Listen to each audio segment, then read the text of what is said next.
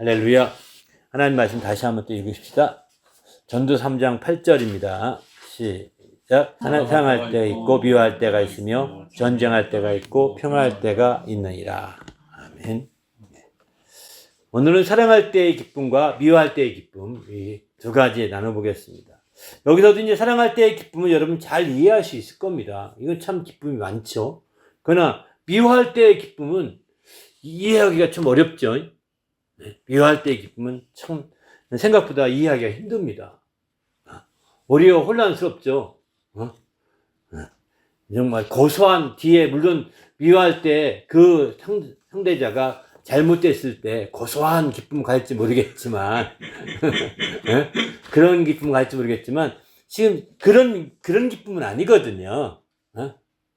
그러면 이것도 다 이제 미워할 때도 그래서 영적인 측면에서 접근해 보셔야 기쁨으로 승화시킬 수 있게 됩니다. 육신에 보이는 것으로 이제 미워하면서 나는 미워했으니까 기뻐해야지 이렇게 해서는 안 되는 거죠. 눈에 보이는 것으로 아니라 보이지 않는 것으로 우리가 기뻐하시려면 이게 필요한 것이죠. 먼저 사랑할 때의 기쁨부터 볼까요? 이제 스바냐서 말씀 보면 이제 사랑할 때 잠잠히 사랑하시며 기쁨을 이기지 못한다고 그러지 않습니까? 사랑할 때 기쁨이 있는 거예요, 사실은. 이사야서 66장 10절에 보게 되면은 예루살렘을 사랑하는 자들이여 다 그 성읍과 함께 기뻐하라 이렇게 말하거든요. 예루살렘을 사랑하니까 성읍과 함께 기뻐요. 사랑할 때의 기쁨이 있는 거거든요. 정말 이런 사랑할 때의 기쁨을 누리시길 바랍니다. 사랑할 때의 기쁨이라고 한다면 대부분이 육신적인 측면에서 생각을 하기 쉽고 육신적인 사랑만 생각하기 쉽거든요. 그러나 육신적인 사랑할 때도 기쁨이 있지만 그거는 금방 사라지는 기쁨입니다. 그거는 정말 없어지는 기쁨이거든요. 눈에 보이는 것들이기 때문이다. 보이지 않는 것이 영원하지 보이는 것은 잠깐이라고 그랬습니다. 그래서 우리가 이제 육신적으로 사랑하는 기쁨보다는 그 마음으로 사랑할 때 더 그 사랑이 오래가고 지속적일 수 있는 거죠. 또 마음으로 사랑하는 것보다 영으로 사랑할 때 더 크게 지속적이고 영원할 수 있는 거죠. 그러니까 육신적인 사랑으로 끝나지 마시고 마음으로 사랑하시고 마음으로 사랑으로 끝나지 마시고 영으로 사랑해 가야 되는 거죠. 그럴 때 마침내 그 사랑을 통해서 이제 큰 기쁨을 맛볼 수 있는 거죠. 우리가 주목하는 것은 보이는 것이 아니라 보이지 않는 것인데 바로 보이는 것은 잠깐이고 보이지 않는 건 영원하다. 이렇게 고린도후서 4장 18절에 말씀하고 있습니다. 이런 측면에서 볼 때 사랑할 때라고 할 때 사랑한다는 것도 그냥 인간적인 낭만의 어떤 사랑이 아니라 정말 이건 또 다른 차원에서 영적인 사랑까지도 깊이 우리가 생각해 볼 수 있어야 되는 거죠. 그럴 때 참된 그 기쁨을 누릴 수 있음을 성경은 말합니다. 그런 측면에서 이제 사랑할 때의 기쁨 중에서도 이제 가장 중요한 것이 하나님을 사랑하는 것입니다. 하나님을 사랑할 때 기쁨이 있죠. 또 하나님의 사랑을 받을 때 기쁨이 있죠. 이렇게 하나님을 사랑하는 건데 그러면 하나님을 사랑하는 자는 어떤 사람이고 어떻게 해야 하느냐? 성경에 보게 되면 하나님을 사랑하는 자, 곧 그 뜻대로 부르심을 입은 자라고 그랬습니다. 하나님을 사랑하는 자는 그 뜻대로 부르심을 입은 자입니다. 뭐 이거 분명한 하나님을 사랑하는 자는 이런 사람이라는 거예요. 또 하나님을 사랑하는 자는 해가 힘있게 돋은 같은 사람이라는 거예요. 주를 사랑하는 자들은 해가 힘있게 돋은 같게 하시옵소서 이렇게 표현하죠. 그러니까 해가 힘있게 돋는 것처럼 하나님을 사랑하는 자는 이렇게 그런 놀라운 역사가 이런 사람이라는 겁니다. 또 하나님의 사랑을 입게 되는 거죠. 나를 사랑하는 자들이 나의 사랑을 입으며 하나님의 사랑하는 자들은 하나님의 사랑을 입는 자예요. 또 재물을 얻어 곳간에 채우는 나를 사랑하는 자가 재물을 얻어서 그 곳간에 채우게 하려 함이라 이렇게 표현하죠. 나를 사랑하는 자가 곳간에 재물을 채우게 되는 거죠. 채울 수 있는 자라는 겁니다. 또 하나님을 사랑하는 자는 하나님도 알아주시는 자입니다. 누구든지 하나님을 사랑하면 그 사람은 하나님도 알아주시느니라. 이렇게 고린도전서 8장 3절 이렇게 말씀하죠. 하나님도 알아주시는 자. 하나님을 사랑한다는 게 보통 차원이 아닌 거라는 거예요. 그냥 하나님 사랑해요. 이렇게 먼 산에 야호 외치듯 그렇게 그냥 그 혼잣말 하는 것이 아니라 실제 하나님 사랑한다는 건 이런 것이구나. 이렇게 이해할 필요가 있는 거예요. 이거는 성경 구절에 나온 것만 제가 쭉쭉쭉 뽑아놓은 거거든요. 뭐 물론 이거 한 파트 한 파트 설교를 해야 정상적이죠, 사실은. 이렇게 하면 진짜 엄청난 설교가 나올 겁니다. 저는 시간이 없어서 그냥 이렇게 단편적으로 이 상반된 관계 속에서 이런 부분을 이해하고 싶어서 쭉쭉쭉 넘어가는 것일 뿐이죠. 기회가 된다면 아마 제가 100살까지 설교한다면 이걸 다 그렇게 해야 될지 모르겠습니다. 또 이제 하나님 사랑하는 자는 생명을 얻게 하신다, 이렇게 표현했어요. 여호와를 사랑하게 하사 너로 생명을 얻게 하실 것이며, 하나님 사랑하는 자는 생명을 얻게 하는 거죠. 생명을 얻는다는 겁니다. 또 이제 하나님의 사랑을 받고 함께 한다는 거예요. 나를 사랑하는 자는 내 아버지께 사랑을 받을 것이고 나도 그를 사랑하여 그에게 나를 나타내리라. 거처를 함께 한다고 요한복음 14장 23절 이렇게 또 말씀하고 있습니다. 함께 하는 거죠. 하나님을 사랑한다는 것은 굉장한 겁니다. 그냥 혼자서 독백하듯이 외치는 그런 사랑이 아니라 실제로 그렇다는 거예요. 그러면 어떻게 하느냐? 바로 하나님을 사랑하여 그에 주신 책무와 법도와 규례와 규례를 항상 지켜야 된다는 겁니다. 하나님 사랑한 자들에게는 책무와 법도와 또 규례와 명령을 항상 지키라. 또 이제 마음을 다하고 뜻을 다하여 하나님 여호와를 사랑하여 마음을 다하고 뜻을 다하여 사랑하라는 겁니다. 또 나를 사랑하면 나의 계명을 지키라. 요한복음 14장 이렇게 말씀하시죠. 또 하나님을 사랑한 자는 또 그 형제를 사랑할지니라. 이렇게 해서 하나님의 사랑이 우리의 행동으로 실천될 것은 이런 부분이고 네 가지가 있고요. 그죠? 하나님을 사랑하는 자들은. 반면에 하나님을 사랑하는 것이 어떻게 나타나는지 말씀을 쭉 지켜보면서 7가지로 이렇게 정리해 볼 수 있습니다. 하나님을 사랑하는 자들이 바로 이런 특징이 나타나야 된다는 거죠.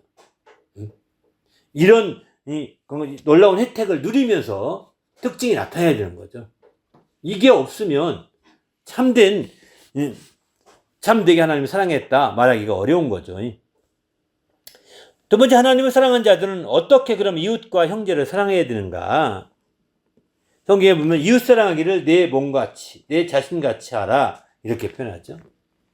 이웃 사랑하기를 내 몸같이. 내 자신이 자기 몸을 같이 말합니다. 자기 몸을 자신이라고 표현합니다. 자신같이 사랑하라, 이렇게 표현합니다. 갈라디아 5장 14절, 구약의 레위기 19장 18절 말씀을 이제 나중에 인용해서 말하기도 하는 거죠. 이게 갈라디아서나 이제 복음서에도 이렇게 표현하죠. 또 사랑하여 서로 위하여라. 형제를 사랑하여 서로 위하고 존경하여 서로 먼저 하며. 로마서 12장 이렇게 말합니다. 형제 사랑하기를 마음으로 뜨겁게 서로 사랑하라. 베드로는 1장 20절 이렇게 말합니다. 무사람을 공경하며 형제를 사랑하라. 이렇게 베드로전서 2장 17절. 또 마음을 같이하여 동정하며 형제를 사랑하라. 베드로전서 3장 8절. 이 베드로가 사실은 형제 사랑에 대해서 많이 강조하고 있죠. 이렇게 베드로는 이 3가지나 이렇게 3번씩이나 아주 형제 사랑에 대해서 아주 굉장히 강조하고 있는 겁니다.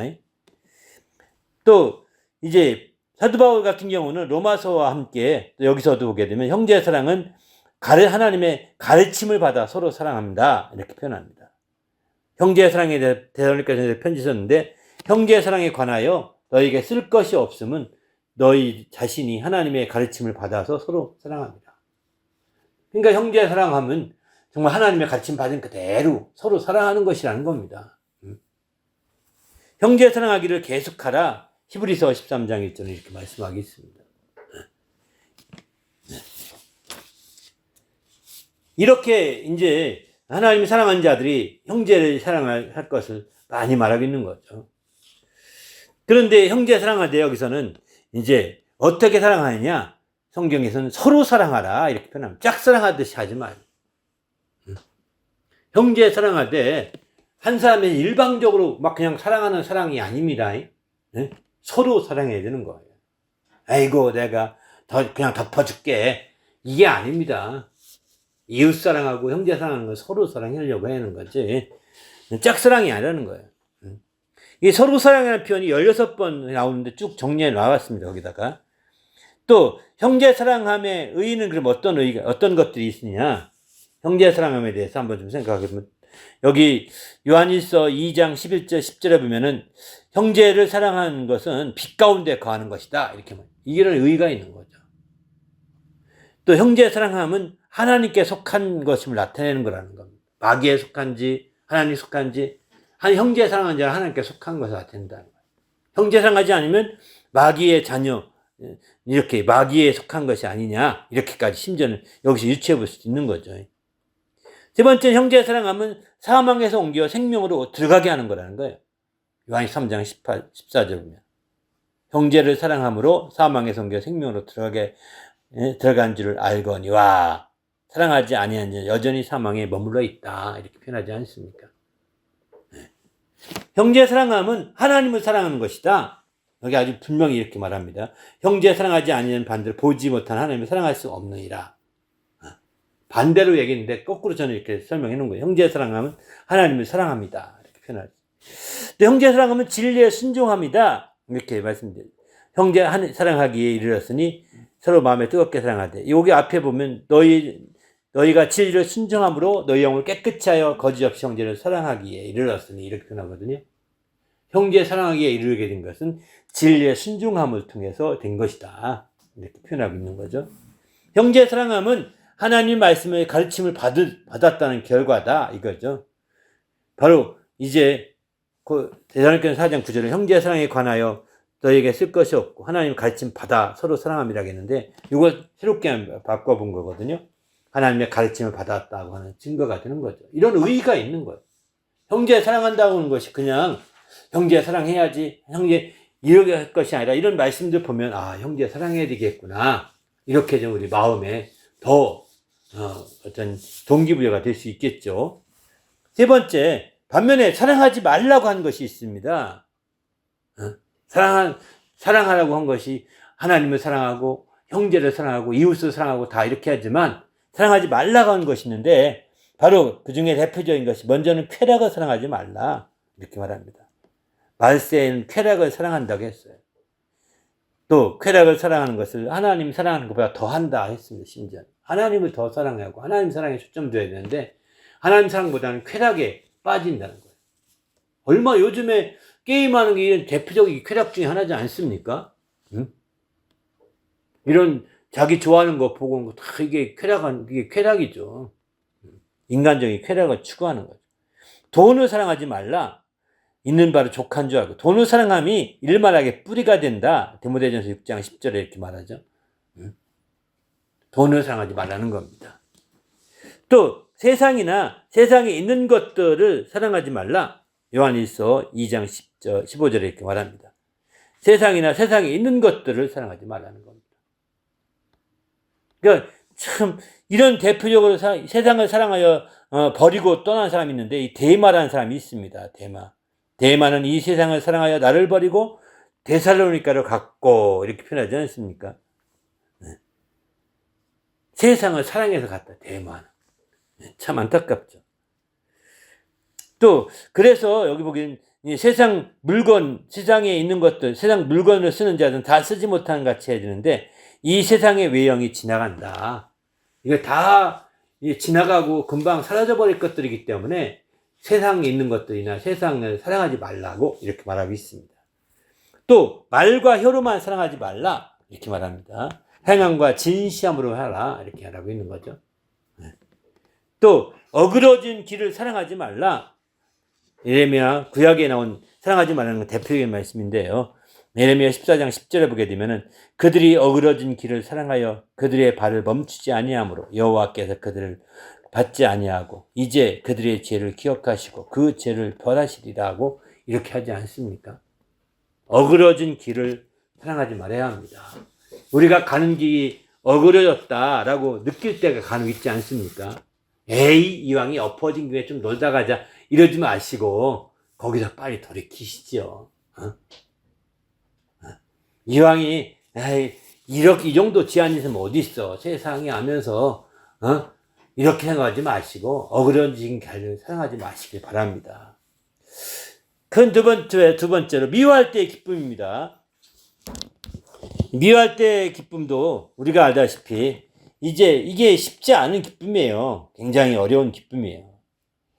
여기서 이제 기초적으로 생각해 볼 것은 성경에서 사랑하라고 명하신 분이 미워하라는 말씀하신 것은 뭔가 모순되는 것 같지 않습니까? 근데 예수님은 미워하라고 말씀하신 적도 있거든요. 누가복음 9장 24절 보게 되면은 이렇게 말합니다. 누구든지 이렇게 자기 목숨을 잃으면 다 잃으리라 말씀합니다. 누가복음 14장 26절에는 여기는 목숨을 잃으면 구원하리라 이렇게 표현했는데 누구든지 자기 부모나 처자나 형제나 자매나 더욱이 자기 목숨까지 미워하지 아니하면 내 제자가 되지 못하고 이렇게 미워하지 아니하면이라고 표현했습니다. 이런 표현이 나온다고요, 실제로요. 또 그뿐이 아니죠. 또 요한복음 12장 25절도 보게 되면 이 세상에서 자기 생명을 미워하는 자는 영생하도록 보존하리라 이렇게 표현하거든요. 자기 생명을 미워하는 자는 영생하도록 보존한다는 거예요. 자기 목숨을 미워하기도 하고 또는 부모나 처자나 자매나 형제나 또는 자기 목숨까지도 미워하고 자기 생명도 미워하고 그러니까 미워하라는 겁니다. 그래야 보존할 수 있고 주의 제자가 될 수 있다 이렇게 했는데 이것은 정말 사랑하라고 하신 말씀이 정배치가 되는데 여기서 이런 말씀에 우리가 주의해 볼 때 우리가 온전히 이제 미워할 때의 기쁨이 뭔지 이렇게 생각해 볼 수 있는 그 밑바탕이 되는 거거든요. 그렇지 않고 인간적으로 미워해서 기쁨이 있다. 이건 아닙니다. 인간적으로 미워하면은요, 정말 원수 갖고 싶고 막 죽이고 싶고 이런 거지 기쁨 있는 거 아닙니다. 물론 죽여놓고 이제 막 기뻐하는 사람이 있을지 모르겠습니다. 이건 미친 사람이죠. 정상적인 사람 아니잖아요.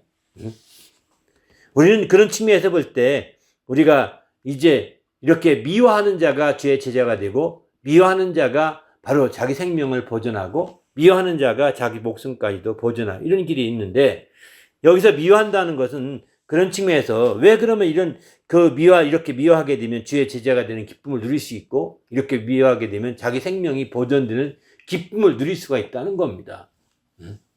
이렇게 하는데 성경에 왜 마가복음 10장 29절 보면 이렇게 나와 복음을 위하여 집이나 형제나 자매나 어머니나 아버지나 자식이나 전토를 벌인 자는 여긴 버린다고 미워한다는 말이 아니라 버린다 이렇게 표현했거든요. 좀 더 강한 표현 같지 않습니까? 그런 자는 현세에 있어서 집이나 형제나 자매나 어머니나 또 자식이나 전투를 100배나 받되 박해도 겸하여 받고 내세에 영생을 받지 못할 자가 없느니라 이렇게 말하죠. 그러니까 미워하게 되면 오히려 받을 수 있는 게 생긴다는 거예요. 버리게 되면 오히려 100배나 받게 된다는 거예요. 자식도 100배, 어머니도 100배, 또 형제도 100배, 집도 100배. 근데 공교롭게 버리면 할 때는 아버지가 나오는데 여기는 아버지는 안 나오더라고요. 여기는 그 30절에서는 아버지가 안 나오더라고, 신기하게. 성경 구절이 신기한데, 아마 빠졌을 겁니다. 같이 똑같은 얘기 하는 건데, 아무튼, 이 100배는 받는다는 거예요. 그리고 내세에 영생을 얻지 않을 자가 없다는 겁니다. 그러니까, 미워할 때의 기쁨이라는 건 이것을 더 정말 멀리 바라봐야 기쁨을 얻을 수 있는 거죠. 당장 눈앞에서 어떤 기쁨을 바란다고 한다면, 살인마가 정말 죽여놓고 기뻐하는 것과 다름이 없겠죠. 그러나 그런 기쁨이 아닙니다. 저 멀리 믿음의 눈으로 멀리 바라볼 때 바로 이렇게 주님이 보호하시고 보존하시고 이끌어 주시는 놀라운 기쁨이 여기에 있는 거죠. 그래서 이제 주를 위해서 미워할 때, 주를 위해서 이제 형제나 자매나 모든 것을 미워할 때, 또 자기 목숨까지 미워할 때 육체로 보고 미워하지 말고 영적인 시각으로 접근해야 된다는 겁니다. 육체를 보고 육체를 미워하는 것이 아니라 영적으로 접근해야 된다. 이렇게 생각해 보시면. 그렇지 않으면 이제 육체로만 본다면 진짜 한계가 있는 거죠. 너희는 육체를 따라 판단하나 나는 아무도 판단하지 않나. 예수님 이렇게 말씀하죠. 육체를 따라, 사람들은 육체를 따라 판단하잖아요. 저건 부모도 버린 자식이야. 완전 불효자야. 이런 식으로 막 찍어 놓지 않습니까? 그러나 버리는 것은 100배를 억류한 거거든요. 버리는 게 목적이 아닙니다. 미워하는 것 자체가 목적이 아닙니다. 목적이 아니라 이제 그렇게 되면 그 뒤에 더 멀리 바라보고 더 많은, 부모님은 말할 것도 없고 더 많은 100배를 얻고자 하는 그런 간절한 마음에서 우리가 먼저 일단 단계 끊는 거죠, 사실은. 그렇게 우리가 이해하셔야 되는 거지. 이게 우리가 그냥 그 자체가 목적이 아니라는 거. 아주 인간적으로 냉정하게 하나님이 버리라고 그랬습니다. 미워하라겠습니다. 미워! 엄마 미워! 형 미워! 동생 미워! 이렇게 할 수가 없다는 거죠. 그런 식으로 이제 관계 끊읍시다. 물론 조금 더 냉정할 필요는 없잖아. 있는 것 같습니다. 가만히 돌이켜보면은 냉정하게 살 수 있는 것 같아요. 그러나 이제 그렇게 관계를 끊고 이제 완전히 남남이 되고 완전히 이렇게 하는 것이 아니라 버리고 미워하는 것 자체가 목적이 아니라 더 많은 거 얻고자 하는 목적이 있다는 것입니다. 그걸 위해서 잠시 유보하는 것입니다. 잠시 유보하는 거죠. 그럼 먼 뒤 정말 멀리 믿음의 안목을 바라보고 지금은 당장 내가 효도를 못해도 먼 뒤를 바라보고 이제 더 효도하고 더 하고자 하는 그런 마음인 거죠. 그렇지 않습니까? 그런 마음에서 하는 거지. 이게 당장 우리가 그냥 끊는 데 목적을 두고, 이단들은 지금 당장 끊는 게 목적을 두고 있거든요. 사이비에 그 물든 사람들 보게 되면 이런 식이에요. 미워하는 게 목적이고 버리는 게 목적이에요. 일단 무조건 버리라고 했다. 무조건 버려 일단. 그리고 완전히 끊어버려. 그렇게 하는 이유가 뭐냐면 그 안에, 집단에, 공동체 안에, 그쪽 이단의 공동체에 막 그냥 묶이게 하려고 하는 거거든요. 왜? 다 끊어버렸으니 이제 나가면 어디 하나 손버릴 데가 없잖아요. 무한하고, 인간적으로 미안하고 무한하니까 손버릴 데가 없으니까 할 수 없이 그냥 노예가 되어 사는 겁니다. 그렇게 해서 말하는 거거든요. 우리는 미워하라, 버리라고 했다고 해서 그런 이단들처럼 그렇게 부모나 자식이나 가족이나 형제를 그렇게 하는 것이 아니라 잠시 관계를 유보하는 거죠. 그리고 더 하나님을 사랑하고 더 집중하고 더 초점을 두고, 그러다 보면 어느 날 그들도 품을 수 있고 더 품을 수 있고 100배로 얻을 수 있는 게 생기는 거죠. 그렇게 될 수 있다는 것입니다. 또 고린도 후서 10장도 보게 되면 우리가 육신으로 행하나 육신을 따라 싸우지 아니하고, 또 고린도후서 5장 6절도 우리가 이제부터는 어떤 사람도 육신을 따라 알지 아니하노라. 비록 우리가 그리스도도 육신을 따라 알았으나 이제부터는 그같이 알지 아니하노라. 육신으로 보면은 바르게 볼 수가 없답니다. 확실하게 그런 측면의 얘기고요. 여기서 미워함은 또 한 가지 생각할 것은 원수 같고 복수하듯이 하는 마음이 있을지 몰라도 그것이 전부는 결코 아니라는 겁니다. 미워한다고 할 때 원수 같고 복수하는 마음도 조금 있겠죠. 네? 그렇지만 그게 전부는 아니라는 거예요. 왜 이 말씀을 굳이 드리냐면, 혹시라도 미워하는 감정이 드러나게 되더라도 원수 갚는 것은 하나님께 있음을 알고 하나님께서 역사하심에 맡겨야 합니다. 바로 하나님께 갚아주실 기회가 반드시 있다는 것을 기뻐해야 되는 거죠.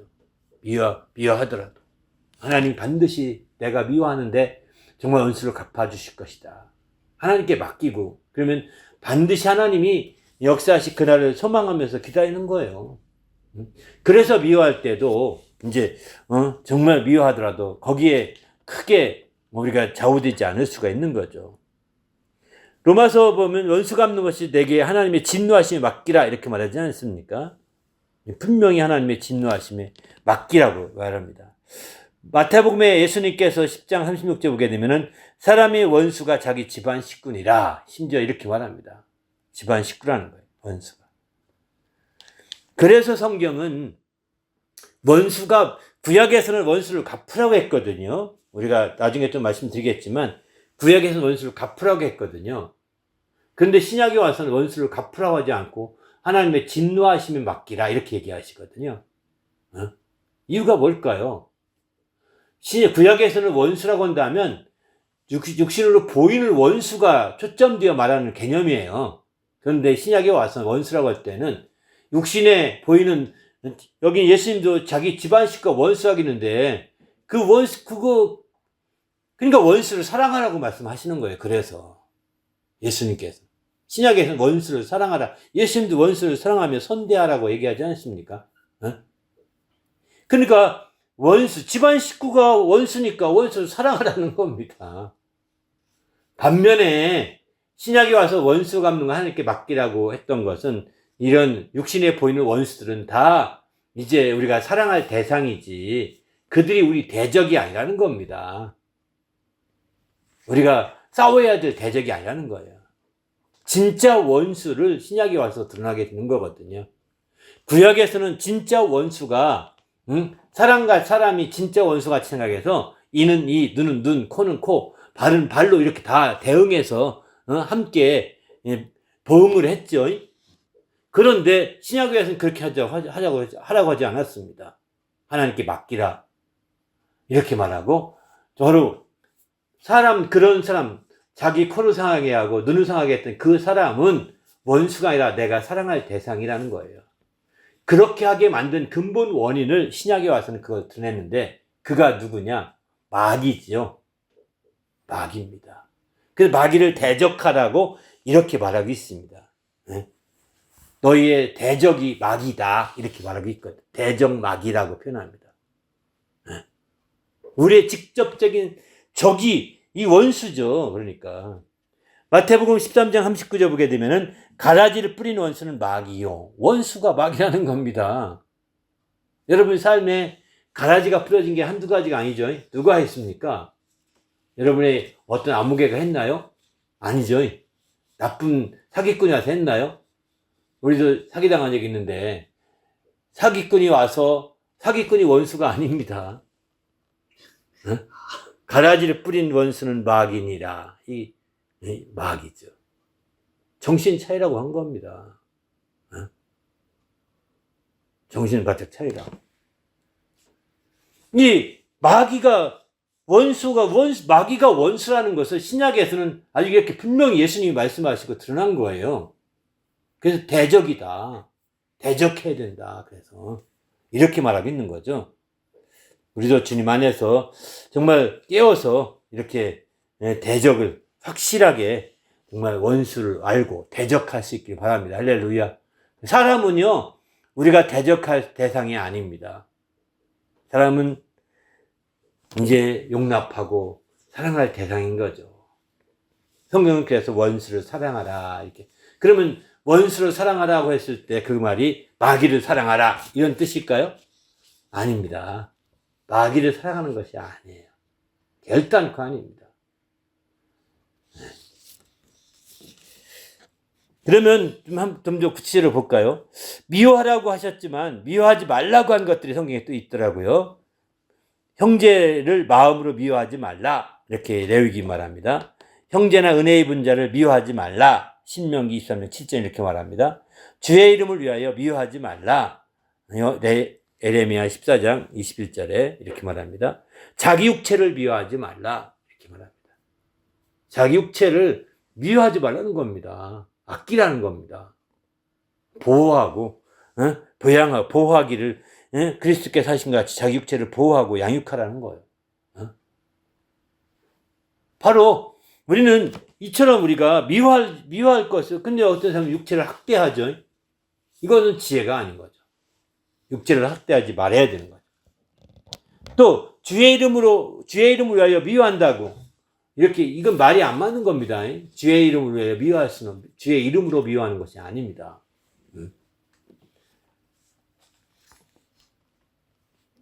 우린 주님 안에서 이렇게 미워하지 말고 또 반면에 세상은 주님을 미워하는데 주를 미워하는 데는 어떤 특성이 있냐면 주를 미워하는 자는 주 앞에서 도망간다고 합니다. 네. 또 주를 미워하는 자는 자기를 위하여 살침을, 주를 미워하는 자기를 위하여 살침으로 취한다는 거예요. 네. 주님을 위하여 살침으로 취하는 것이 아니라 자기가 그냥 이 속을 챙기는 거예요. 주님을 위하는 자는. 자기는 주님을 위한 적이 없다고 하는데도 불구하고 자기 사익을 추구하면 주님을 미워하는 자와 다름이 미워하는 자라고 표현하고 있는 거죠. 시편 44편 10절에 주를 미워하는 자는 머리를 든다는 거예요. 꼿꼿하게 머리 들고 거만하게 머리 드는 거죠. 주를 미워하는 자. 주를 미워하는 자는 복종하는 채 한다는 겁니다. 복종하는 채 한다. 시편 81편 15절에 주를 미워하는 자는 사망을 사랑한답니다. 주를 미워하는 자는 사망을 사랑한다고 합니다. 또 주를 미워하는 나를 미워하는 자는 내 아버지를 미워한다. 이렇게 말하고요. 나를 미워하는 자는 또 너희를 미워한다. 요한복음 15장 18절에 이렇게 말합니다. 예수님을 미워하는 자는 여기 다 주를 미워하는 거죠. 아버지도 미워하고 주를 따르는 자도 미워하게 되는 거죠. 이렇게 미워하게 되는 겁니다. 또 하나님께서 그럼 우리를 미워하는 자들을 어떻게 대할까? 미워하는 자를 진노하신다고 말씀합니다. 우리를 미워하는 자들을 향해서 진노하신다고. 또 우리를 미워하는 자들의 죄를 갚은다고 말합니다. 우리를 미워하는 자들에게 보응한다고 이렇게 말씀합니다. 우리를 미워하는 자들을 끊어버린다 이렇게 말합니다. 또 우리를 미워하는 자로 수치를 당하게 한다. 또 여섯 번째는 우리를 미워하는 자들을 이제 때는 어떤 때는 미워하지 아니하시기도 하시는 하나님에 대해서 이거 특이해서 이렇게 전가에 적어놨습니다. 시편 139편 21절 보면 여호와여 내가 주를 미워하는 자들을 미워하지 아니하오며 주를 치러 일어나는 자들을 미워하지 아니하나이까. 네. 그러니까 이 시편 기자가 주를 미워하는 자를 미워하지 아니하고 주를 치러 일어나는 자들을 미워하지 아니하나이까. 이렇게 표현합니다. 아니한다. 아니하였지 않습니까? 이렇게 표현하는 거죠. 바로 이제 이 얘기는 무슨 뜻이냐면 주를 미워하는 자들을 우리가 인간적으로 막 미워하고 막 그렇게 했는데 이건 하나님께서 하시는 일들이거든요. 앞에 5가지는 하나님께서 미워하는 자들을 이렇게 하나님께서 징계한다고 그럴까요? 하나님께서 벌을 내리신다고 할까요? 이렇게 표현이고요. 이제 우리는 또 시편 139편 2절 말씀은 주를 미워하는 자들을 우리가 원수같이 여기서 안 된다는 그런 뜻이기도 한 거죠. 주를 미워하는 자들에게서 원수같이 여기고 나도 미워해야지. 이런 식이 되면 안 된다는 것을 말하고 있는 거죠. 신약에 이런 표현은 신약적인 면이죠. 원수를 사랑하는 말씀과 같이 차원의 얘기라고 볼 수 있는 거죠. 반면에 또 이제 성경에서 미워하는 자들을 위해서 어떻게 하라고 하였을까? 미워하는 자를 선대하라. 성경은 이렇게 말합니다. 미워하는 자를 선대하라고 말합니다. 또 미워하는 자를 사랑하며 기도하라고 말합니다. 미워하는 자를 위하여 또 기도할 것을 말하는데 어떻게 기도하냐? 하나님이 그 고통을 보도록 기도하고요. 저들이 서로 눈짓하지 못하도록 기도하고요. 미워하는 자에게서 건지시도록 악한 자에게 건지시도록 기도하는 거죠. 이런 기도 내용들이 시편 많이 나옵니다. 이런 기도 내용들을 여러분 한번 참고해 보면 좋을 것 같습니다.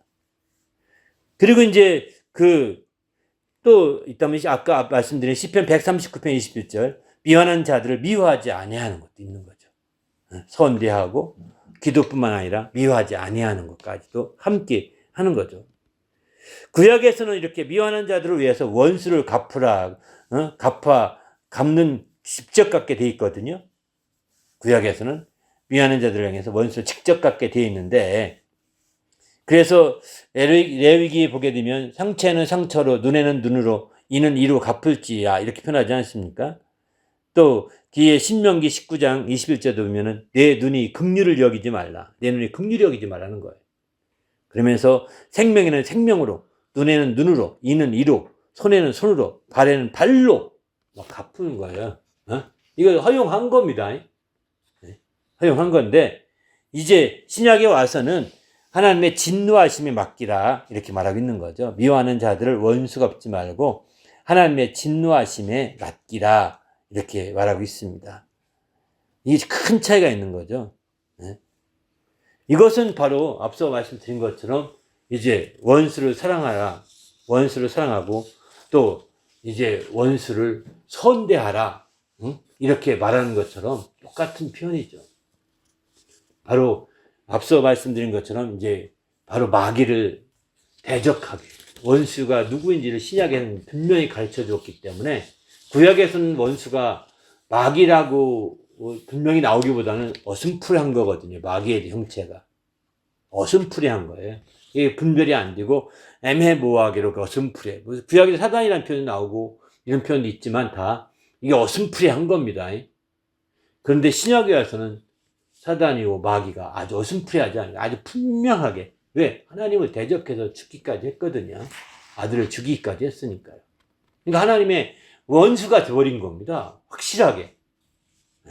구약에만 해도 그 타락한 그 사단이 사실은 그렇게까지 정확하게 아직 드러난 물증이 없다 보니까 그냥 사람들 그냥 원수 갚는 거 어느 정도는 좀 그 뒤에서 조종하고 이렇게 해서 서로가 이간시키고 하는 일들 때문에 마침내 원수 갚는 어느 거 허용했지만 신약에서는 그렇지 않고 하나님의 진노하심에 맡기라고 했던 것은 이런 원수의 정체를 확실히 드러냈기 때문이 아닌가 이렇게 보여집니다.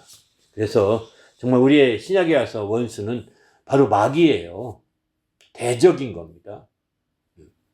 바로 대적 마귀라고 베드로는 이렇게 표현하고 있고 예수님께서는 바로 원수가 마귀다 이렇게 표현하고 있는 거죠. 그러니까 우리가 우리의 삶 가운데 원수 같은 사람들이 있으면 이제 마귀예요. 가정식구가 원수라고 할 때 이 마귀의 역사가 있어서 그런 거거든요. 마귀의 역사가 뒤에서 함께 그 역동하고 있기 때문에 그런 거예요. 그렇기 때문에 그 뒤에서 역사하는 그 마귀를 우리는 대적할지라도 사람은 사랑해야 되는 거죠. 원수 같은 사람은 사랑해야 되는 거죠. 여러분, 죄를 미워하지 마십시오. 죄인을 미워하지 말고 죄를 미워하라 이런 말 많이 쓰잖아요. 멋있는 말로. 그죠? 죄를 미워하되 죄인을 미워하지 말라고. 그 비슷합니다. 바로 집안 식구가 원수할 때 그 집안 식구 가운데서 이 마귀 짓을 통해서 서로가 막 갈라놓고 싸우게 하는 거죠. 그 마귀를 대적해야 되는 거죠. 반면에 그 집안 원수같이 행하는 그 사람은 사랑해야 돼. 그 가족은 사랑해야 돼. 그 가족 식구는 사랑해야 되는 거죠. 우리도 주님 안에서 집안 식구를 사랑하시고 이제 원수같이 여기지 마시고 참 우리는 그 뒤에서 방해하는 마귀의 정체, 원수의 정체를 바로 알고 대적할 수 있길 바랍니다. 할렐루야. 그래서 어쨌든 미워하는 것에 대해서 잘 이해할 필요가 있는 거예요. 이렇게 미워함에 대해서 잘 이해하게 될 때 우리는 정말 분명하게 더 멀리 바라보고 기뻐할 수 있는 성도가 될 수 있다고 확신합니다. 우리 모두도 주님 안에서 사랑할 때도 기뻐하고 미워할 때도 함께 기뻐할 수 있는 성도가 되시길 바랍니다. 전천후적인 믿음을 가져야 합니다. 좌로나 우로나 치우치지 말고 정말 형통할 수 있는 믿음을 가져야 합니다. 바로 장성한 자의 믿음이고 이런 자가 바로 상반된 관계 속에서도 기뻐할 수 있게 되는 거거든요. 상반된 그 아래에서도 기뻐하면서 또 하나님께 영광을 돌리는 역사가 나타나게 되는 거죠. 우리 주님이 함께 하셔서 이런 놀라운 역사를 체험하고 누리는 우리 성도가 될 수 있도록 인도해 달라고 간절히 기도하겠습니다.